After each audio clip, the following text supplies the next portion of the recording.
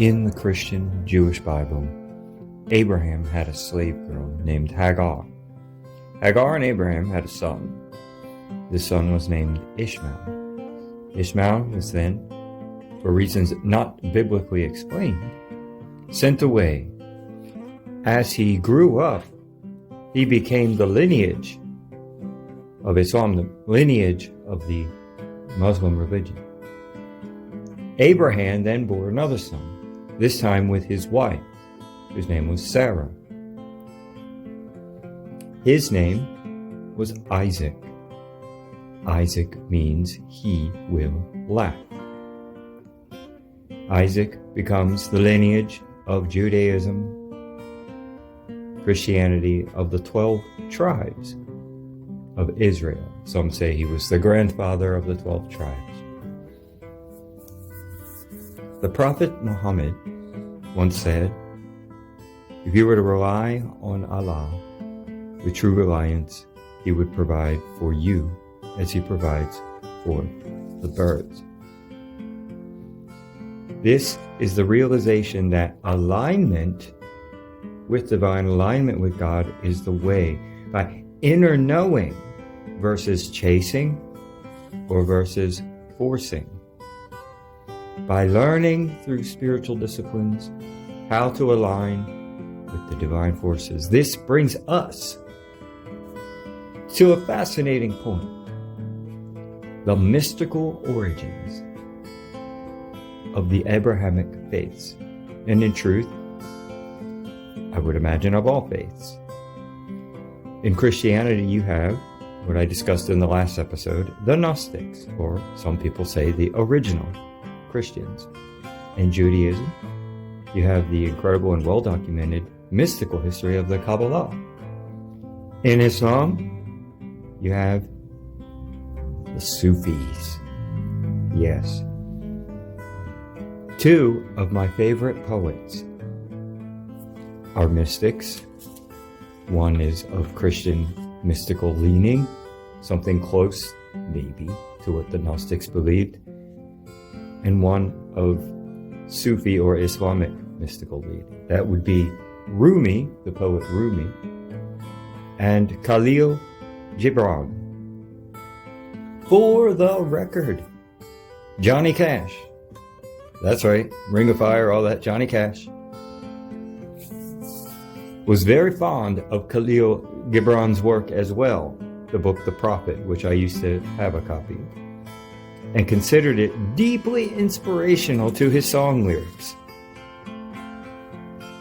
There was a story that Johnny Cash once took all the pages of the Bible out and laid them on the floor, perhaps in a intoxication. I don't really know. I won't say that, but I guess I just did. But because he had that deep inner feeling, Johnny Cash did, that something just seems missing. He wanted to connect the dots. And that's what I always say. It's because when the mystical side of these faiths are missing, I think we sort of know it deeply. But I'll move on from that personal point. Now, the Sufis, the mystical branch of Islam, which emerged with them around the 8th or 9th century, but some say came from older practices. There's a belief in detachment from worldly politics and an emphasis in inner spiritual journey and in disciplines.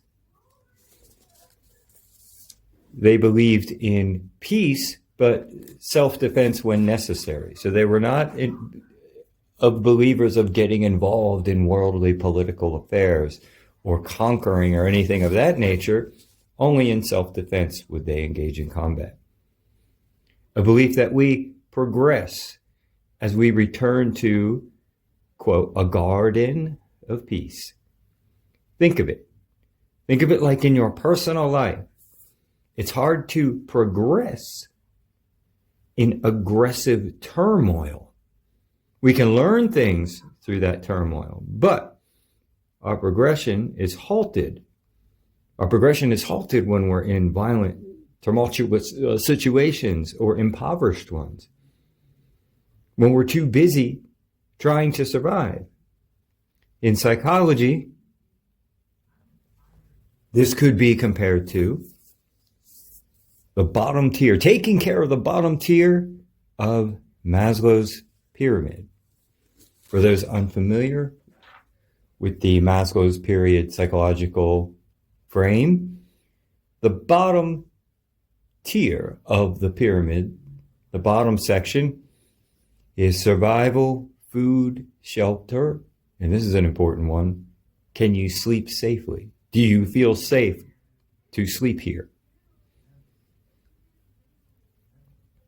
And this is how elites and those in power keep the masses from their own power, by keeping them oftentimes so busy that they can't progress because they're too busy surviving.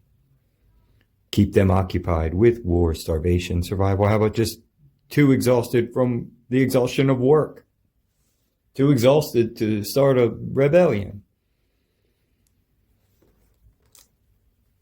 The Sufis, the three main, popular things associated with them would be this, as far as the mystical practices go. One, divine patterns and symbols and sacred geometry, most notably the spiral, the swirling, spinning dances, the trance, spinning, the twirling, and spiritual connection through chanting and sound, opening spiritual and psychological doorways. Those are the three things they're most associated with.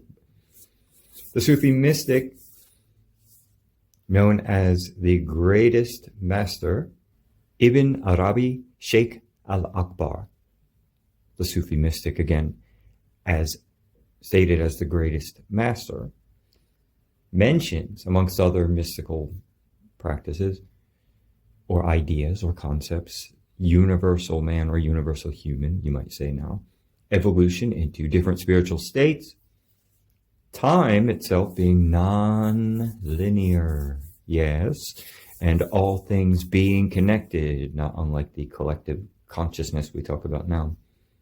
Use of divine names, numerology, and even interacting with the jinn. Now the jinn are the genies. You see, jinn, it means to hide or to conceal. That is the etymology of the word jinn, which then goes on to form the word daemon, which then becomes demon. And these beings, these jinn, genie, they were considered sort of intermediaries, bringers of knowledge, good and bad, actually. And yes, when it said to conceal or to hide, we'll think the word occult is hidden knowledge. Haven't you noticed how so many more authoritarian sides of faiths, of religions, seem to be against knowledge? Don't eat the tree of knowledge. Don't eat from the tree of knowledge. And again, when you talk about these intermediaries, often including with the jinn, the dark side, well, that's shadow work.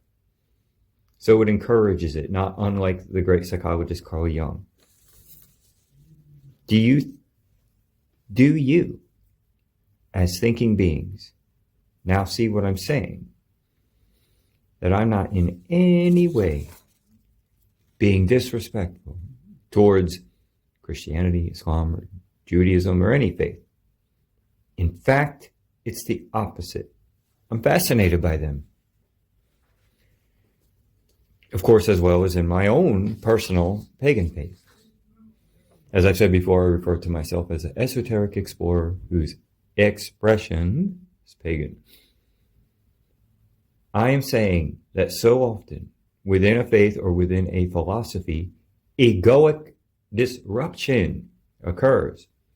Opportunistic humans step in and replace much of the effective spiritual and psychological effects of that faith, part of their purpose in the first place.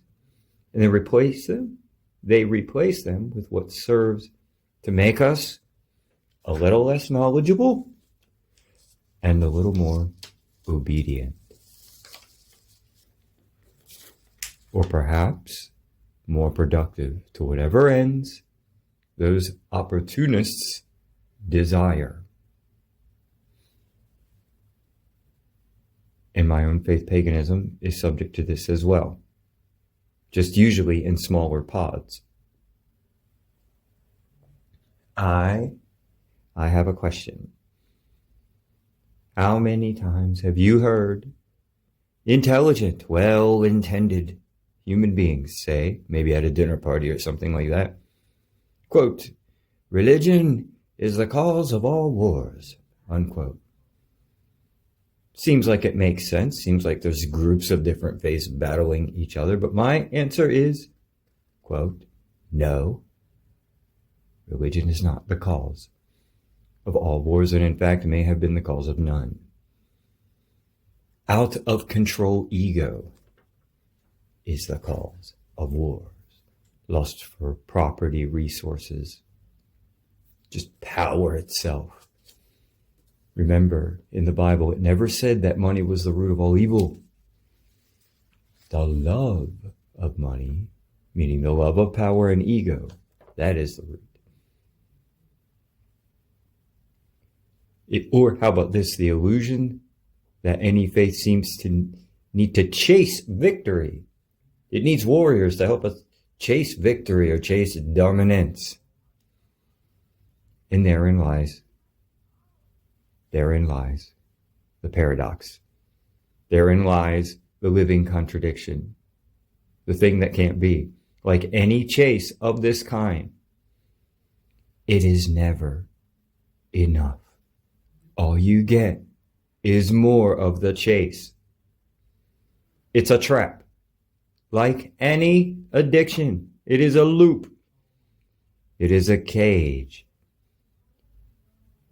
In a failed attempt to free yourself, or in a failed attempt to chase victory, in this failed attempt, you end up caging others. If you don't get that grand ultimate dopamine hit in that victory, that, by the way, never seems to come, when does it end? When will those who think that their faith has to conquer, when makes them happy? Because even in nations where one faith dominates, they just, now we have to look outward. And as I said, people that think like that are trapped in their own cage. And in this misery, they want to put others in literal physical cages as well as spiritual and philosophical ones. The hole in your heart is never filled. That's the way addiction works. As I said, and I know firsthand, it's a trap. It never works.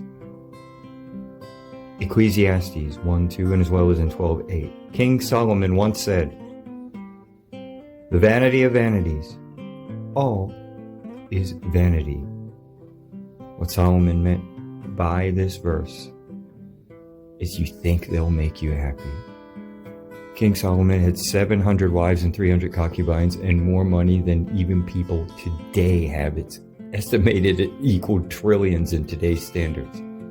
Sat down and in an existential depression towards the end of his life, wrote, "The vanity of vanities, all is vanity."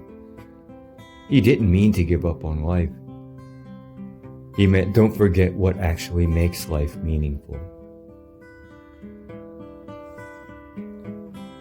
Jesus in Luke 17:21, the kingdom of God is within you. In Jewish Kabbalah mysticism, Kabbalah means, quote, to receive tradition.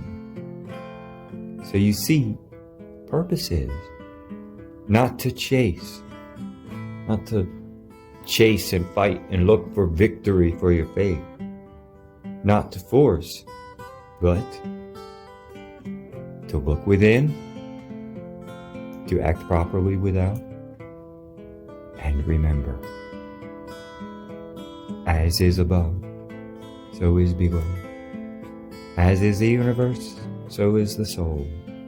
once what was separate, now is made whole. From my new home in the mountains, Hagerstown, Maryland, you're listening to Daniel Michaels, Main Street Universe Radio Network. Show and network reminding you of the mysteries and possibilities of the universe, closer to Main Street than you may have ever imagined. And don't forget, you can always listen to the archives right here on the YouTube channel, which means that next week you can listen to last week, this week, speaking of time travel, on the Main Street Universe YouTube page. Have a beautiful evening. Thank you.